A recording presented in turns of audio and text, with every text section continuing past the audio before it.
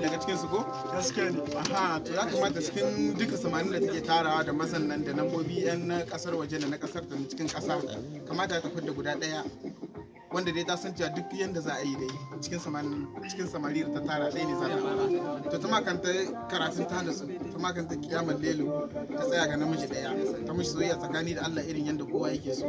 akan kuma samari ya kamata ba kowace lamba bace za ku dauka ta yan mata kowace yariya ka gani ka mata magana kana da yariya ko da kake soyayya da ita tsakani da Allah amma ita bata sani ba ita tana wani wuri kai kana wani wuri ka dauki lambar wata ka dore mu ma wanga magana ka manta da wancan ko kuma kana magana da wancan wanda ka aje a ranka za ka aure ta din kana kula wasu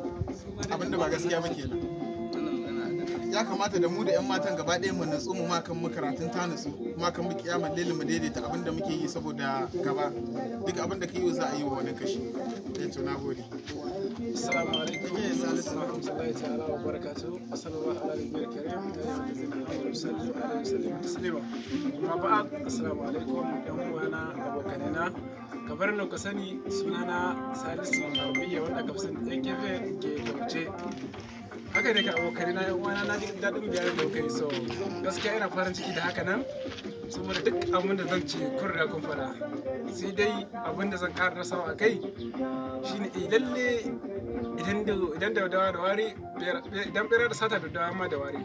ya ne abin da kan tamu kenan so ke mai cewa ana damun ko masu cewa ana damun su a cikin internet ko whatsapp ko face ga sanan dai nan mutane suna turo sakonni wanda bai kamata ba shin wai ke da yake faɗan haka nan tunanin zaki ta ina aka samu lambanki ko a ina a wani kafar sadarwa kika yi wasan ɗin lambanki a ciki aka same ta kai fara tashin da ke idan muke bayar ba kina buƙatar hakan ta ina za a samu lambarki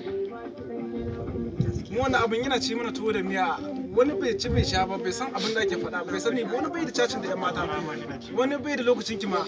so gashi kin zo wata ta faɗa ta ce wai dukkan su ga su jarbabin kaza kaza suna da abubuwan da bai kamata ba ko ne labari aka kusa a ce yan libi gashi libiya ko menene ke ya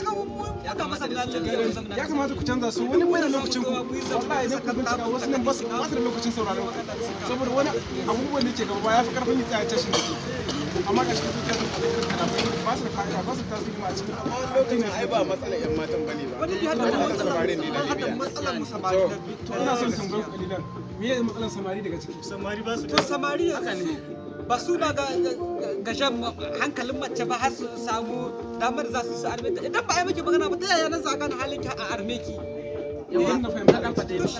ba wai sai kai magana bane akan yarinya sai ka dade tare da ita ko kuma wasu abubuwa zaka fahimci halayen ta ko zaka karance ta ina so in tambaye kai tsaye ka baka iya zuwa kai tsaye ka faɗo mai yarinya ka ce mata ke ni armen ki zanyi ba tare da ka fahimce ta ba haka ne kenan ka gani dole sai an fahimci mutum da a gane da lamarin mutum shi a samu babba alaka tsakanin amma akwai wani abu guda kuma lokacin da kai ka san tabbas auren zaka yi a lokacin kuma kana niyyar ka samu yarinya guda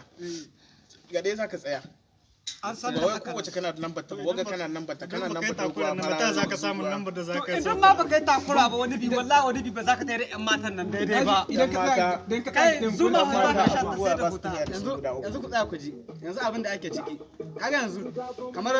idan ka janye kana janyewa daga jikinsu to wallahi lokacin nan su kuma za su dinga biyo ka suna ganin idan ka kuce musu za a samu wani abu da ake amma idan kana dan janye musu to sa'an su dinga nace ma amma idan kana dinga nace musu a'a sun dinga dauka kamar tsiyaci mu kuma da kuke ganin mu nan yan zama Libya ba wanda